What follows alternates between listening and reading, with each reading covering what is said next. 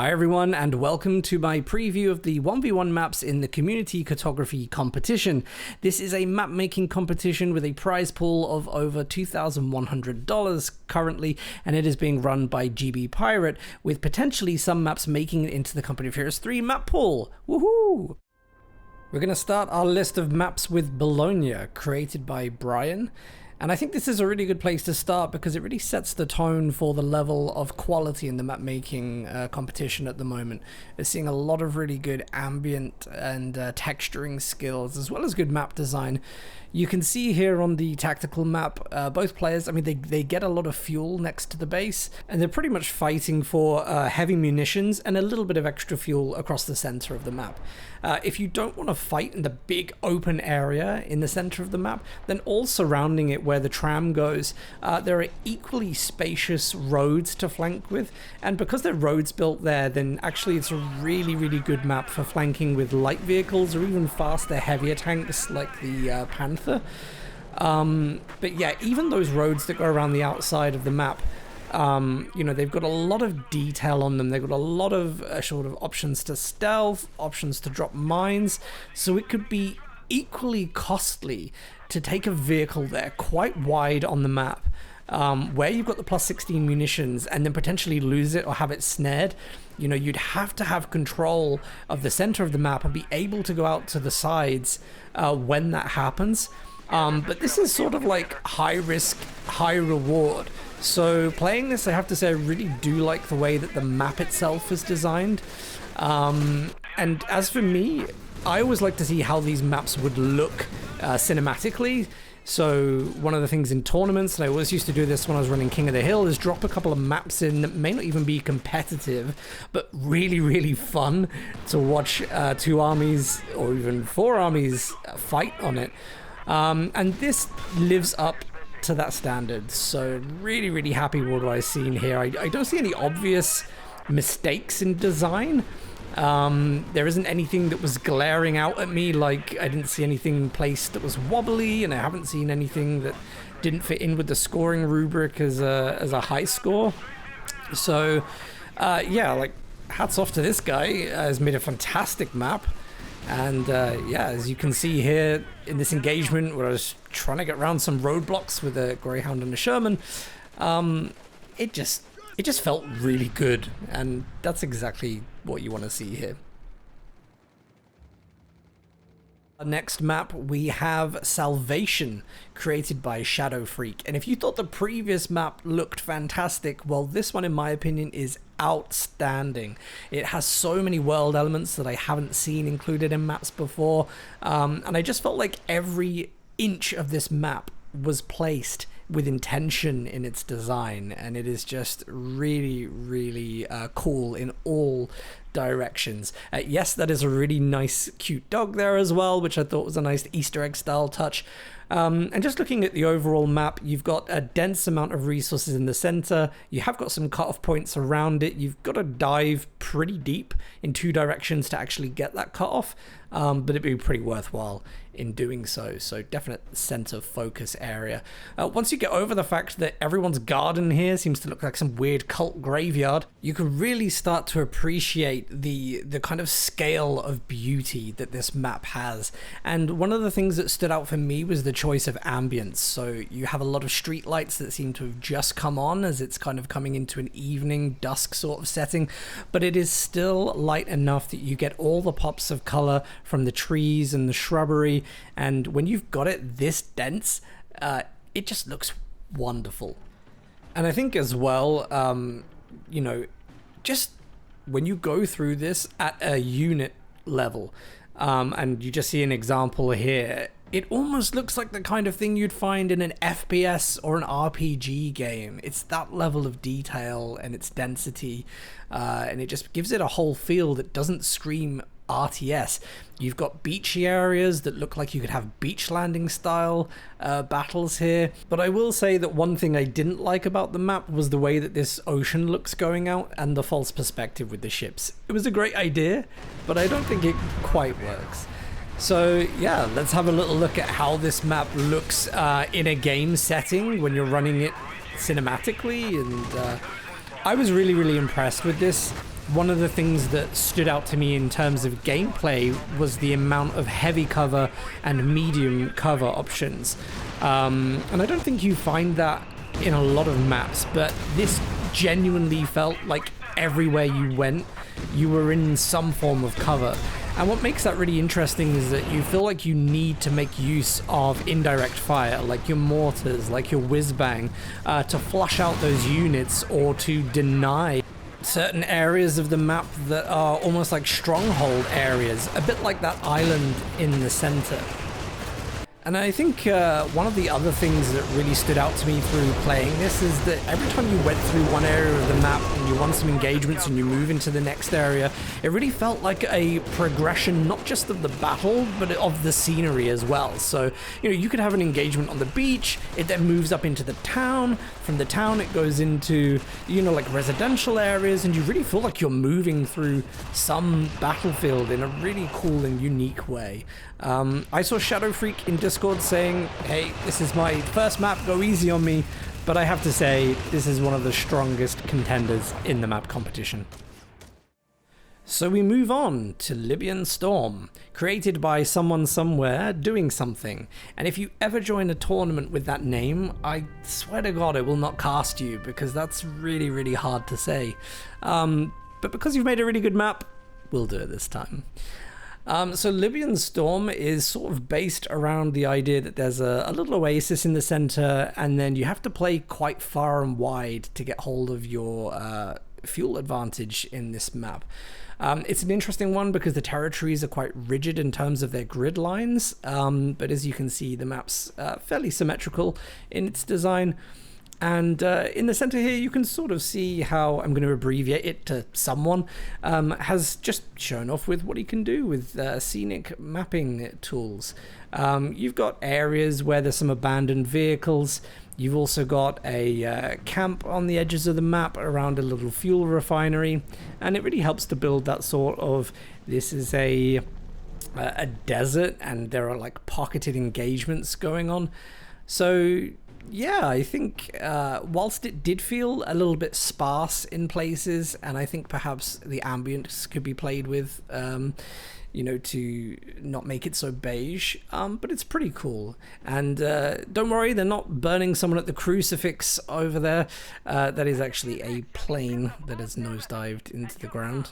I think a lot of features on this map are quite cool, but some of it didn't really feel intentional, like these tank traps that I'm not really sure why they're there or what sort of really, really wide vehicle they're trying to stop, but you can visually see that tanks are wide enough to go through it, so not everything really felt logical to me, but really nice touches with the tank tracks that go all the way with the vehicle that's blown up. That really helped give a feel that the battle that took place here previously was real, so I liked that a lot. When I kind of looked at this cinematically, I decided to go with Africa Corps against the Brits and just showcase what that kind of looked like with a bit of the stealth options of DAC. So yeah, when this medic, I don't know if he's there getting treatment or treating people because he's got a rod stuck through his back, but maybe he can help out these engineers who have got two legs stuck through a table when he has freed himself. So yeah, because you've got these big canyon rocks around the center of the map, it's actually really, really good with Africa Corps because you can use the disruption beacons and you can use the half track to sort of provide that invisibility, that cloaking, to allow you to flank either side of these rocks in a really, really cool way. So I enjoyed doing that a lot through the play testing, and here you can see the Brits who have this has all been staged, by the way, but you know, they've built up a little camp in the middle with a nice AT emplacement, and Dak's just going to go in there and screw it up, basically. But yeah, I think when we look at engagements on a map like this, and I always find, you know, COH3, we finally got desert maps and things like that. I felt that this did create the ambience of a desert map really well. I think it's just charming in a lot of ways. I felt like the symmetry of the map design was fun and it was balanced, and I didn't feel at any point like something was unfair. And yeah, when you actually get these battles going, they're quite fun to watch, and I think that's important when you play a map, because you don't want it to be a boring experience visually as well. So yeah, really interesting. I think, you know, a good map. I'm not sure if this is the first map that this creator has ever made, but whether it is or it isn't, it definitely shows off some really strong skills in the competition.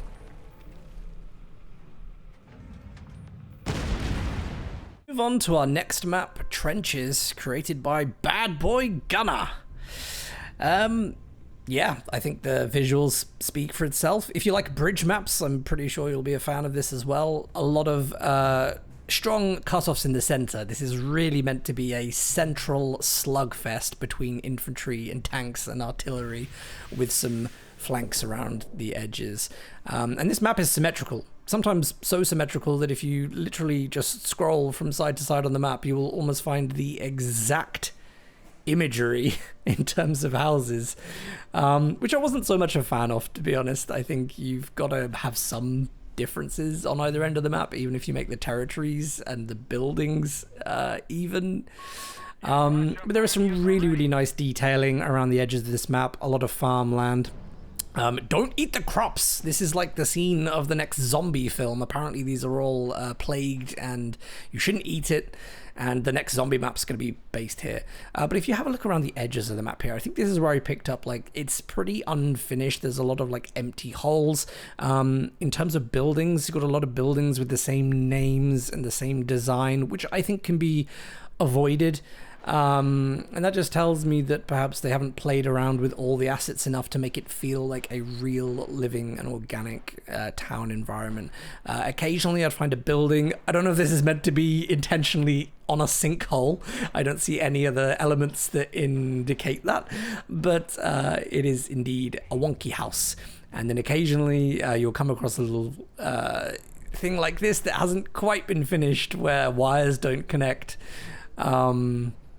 But, you know, in general, it's a very, very fun map to play. And in general, you know, minus a few little defects here and there, it's a really strong map. So, yeah, again, what would you expect in Trenches? You'd expect artillery, you'd expect Churchills, you'd expect flames, you'd expect a flak 88. It's all here, and it's really, really fun to play. When I played this, I actually felt like, do you know what would be really cool? If this was a 2v2 map, because I would have like one player just dominate the trenches and the other one maybe just do the flanks on the map, and then I think that would be really fun. For a 1v1 map, it's quite wide, and given how open it is, sometimes that can be difficult, but certain vehicles do really, really well here, and certain slower vehicles not so much. But yeah, it's got a lot in terms of the styles of gameplay. You don't just have to sit in that trench and defend it. But given that it's there, it's like you've got to put units there, and I found that I was regularly leaving units there that could have been better used elsewhere, just so that I didn't get rushed into a heavy cover area that was right outside of my base. But I think in terms of like the AI and co-op community, I think this is a map that would be really, really popular. And I guess if I was to think of any feedback at this stage for the map, it would be to, you know, make the area between the trenches with a bit more medium cover and things, so that you could stealth and spy on your opponent's trench. And also just to have a bit more town density around the edges of the map, so it reinforces this map as a head-to-head engagement, super artillery, super heavy tanks, and super fun. So our next map is Gemello, or Gemello, I'm not 100% sure how that's pronounced, to be honest, but this one's created by Bockla. And what's really nice about this map, it's sort of set around a town slash train station slash oil refinery, so you can see there's a bit of industry there, a boatyard, and then you've got these two rivers that sort of run parallel to the center of the map, and they provide a really interesting dynamic that sort of either forces you through a narrow channel in the center, or you just have to go to the outsides of the map. One thing I would say about this map is you have a lot of munitions right outside the base. You've got a +5, +10, and +16, and the cutoff point for the +16 is just in such a place that's really hard to get to for the opponent, so I feel like you have a guaranteed high level of munitions on this map, which will either make it really interesting or it will be a bit problematic from a balance perspective, but otherwise the map looks fairly good in terms of its design. So this map for me has a really interesting ambience and aesthetic in general. It's sort of daytime, but the lights are on. And then if you have a look at the way that the sun is really strong from one side of the map to the other, and this is sort of behind you when you play the game, but it brings out these amazing rays of light through trees or off of some posts and barriers and things that you don't normally see in Company of Heroes. So you'll sort of see when I'm playing from the normal player perspective that you can't always see a lot of that, but when you actually get down into turning the camera angle, which some players do, or even in casts, like I would always get down and try and show off a map and engagements like this, I just think it has a really beautiful feel to it. This is sort of the normal view from the normal side, and this is the one where you get all the interesting light effects, so really cool. I love that changeability and diversity in this map. There's a lot of focus on you kind of fight through the center. You've got a narrow bridge with lots of cover either side of this river, or you play on the flanks of the map, which are a little bit more open. And the majority of the time you have a lot of breakable cover, so your tanks and vehicles will change this map over time and it will become a lot more open as the game progresses. Again, just highlighting how cool the units look coming out of this foggy, high intensity sunlight. I just think, yeah, it's amazing. There's a sort of dominant building in the center in this train station, which again, another building I've not really seen before. It looks edited with some other bits around the side of the building, which makes it look really cool. And aside from that building in the center, the bases are quite protected, again, by, you can see there, a narrow bridge that sort of leads to the enemy's base there in the corner. So it's not really easy to dominate the opponent, and the fight seems like it's always relatively controlled into the center of the map. So yeah, a really good entry in the map competition, tons of fun to play and beautiful to watch. Up next, Ortona Outskirts, created by 1.id bar d/3 Byrne. Right, so let me start by saying some of the things I really like about this map. And in terms of map design, I just love maps that have that really hard cutoff point right outside the base that your opponent could deep dive down the center and completely cut you off if they wanted to. When you look at this map, if we take the red player as an example, it makes the most sense to go to the north here to take where the VP is and some of the fuel. But then of course it's high risk, high reward, because if you go to the right side where your +10 and +16 is, that's where you potentially do have the ability to be cut off by your opponent. So this seemed like quite a center focused map. If you can play there around the town effectively and then kind of go either side of the map as required, I think you'd be the dominant player here. But very interested to see how this would play out in a competitive scenario. Back to the map. This is a town map which has been heavily bombarded and evacuated by all the citizens here. Again, it's a map that has a lot of diversity in its scenery. You've got churches with graveyards, rural areas. There's signs of a previous battle along the outskirts of the map, and also some abandoned emplacement areas which, again, you can't really get into but sit on the edge of the map and help it look pretty cool. It almost looks like the town was shelled from this area originally.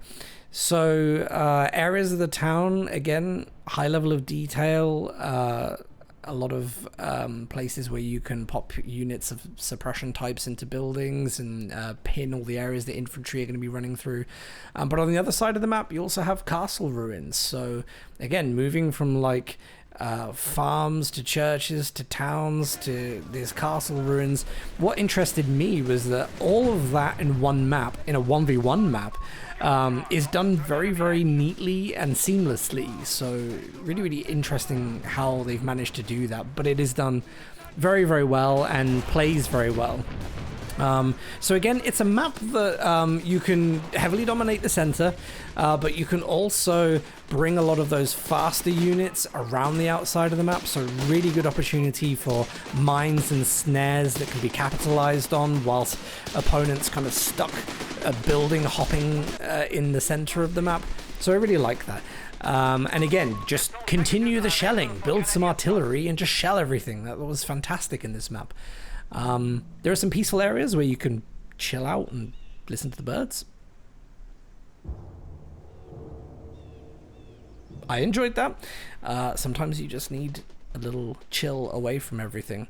But yeah, as you can see here, this is towards the right side of the map, and just bringing a tiger tank through a part of the town that's just on the edge of the farming area, and there's loads of really cool placement of buildings that allow for these channels where AT guns could just kind of set up and pop at you as you were driving past.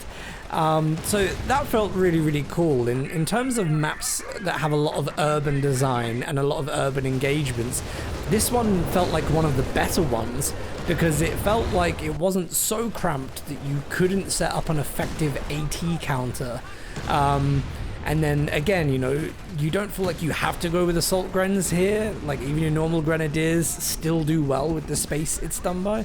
So I really like that. I just think in terms of a map that offers a lot and has a really, really good urban fighting style, this is up there with one of the best for me. I think fantastic map. And that concludes all of the 1v1 maps that are in the map contest. I just want to say such a massive thank you to these map makers who have clearly put a lot of time and effort into making some really, really good quality maps for this competition. As some of you will know, there are maps in our current map pool for COH3 that were created through these competitions. And so it's really important that we support those people who are guiding these people into map making and supporting them throughout their journey, because it ultimately pays off when we get a really, really good map to play in the game. And I feel like, wow, this is the best cinematic RTS I've ever played in my life. It's because of these guys. So a huge thank you from me, and also to GBPirate and the rest of the team that are helping with this competition. There are other categories, so 2v2, 3v3 and 4v4. I may or may not be able to get out a 2v2 video that showcases some of those maps, but they are equally as good as the 1v1 map pool. So yeah, I mean, leave a comment about what you like. I'm going to be doing the voting on these next week, so it'll be interesting to see what you guys think of these maps as well. There's links in the channel description where you can find all of the maps and download them and play them yourself. So play with your friends, maybe even get on the Discord and leave some feedback for the guys. You know, even if it's after the competition, they can still always improve their maps with good feedback. So and yeah, lastly, if you also do want to contribute, there's a link down there where you can donate to the overall prize pool for the map makers as well. But that's going to be it from me. As always, I thank you very, very much for watching this video and for extending your support to this great community. See you all soon.